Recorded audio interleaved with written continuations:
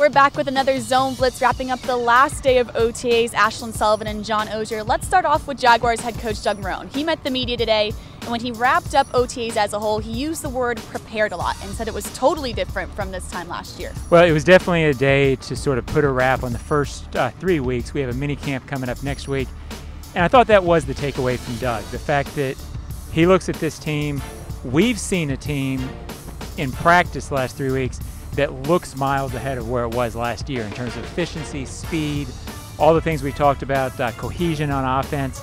They look like they know what they're doing.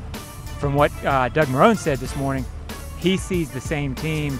I think that bodes well for what they'll be able to do in practice, in training camp. And I think it bodes well for where they are as a team. So, John, the team itself looks in tune, and we've gotten the question a lot throughout this 3-week period, who has stood out to you? Now, we have the guys like Bortles and Austin Seferian-Jenkins, but one guy, Rashad Greene, has really made a ton of plays. Well, I thought early in OTAs, I just kept wondering, why is this guy still here? Meaning, he had been hurt, he's played 17 games over 3 years, and the Jaguars have released some guys who haven't been on the field contributing. So you think, okay, what is it about him? Well, we've seen it on the field. They like the way he can get open. He's a slot guy who can play that. And even beyond that, he's just looked the part. This is a guy who, when he came out in the 5th round in 14, I think it was considered a steal.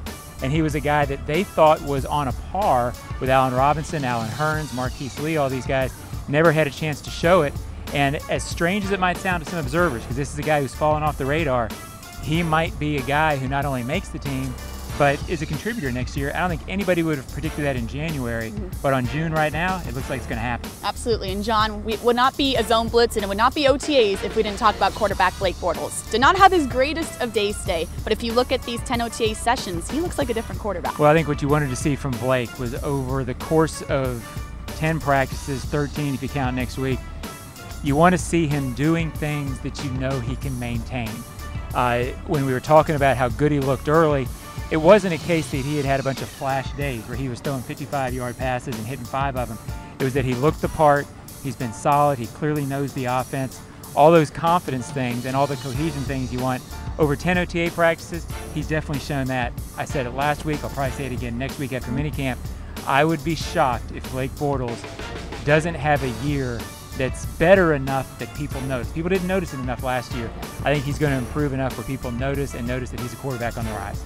All right, John, one more week and it's mandatory, so you have to show up. I have to show up, and that's a blow because usually I try to blow things off, but I'll be here. Absolutely. Well, tune into Jaguars.com all of next week for mandatory minicamp updates. We'll see you then.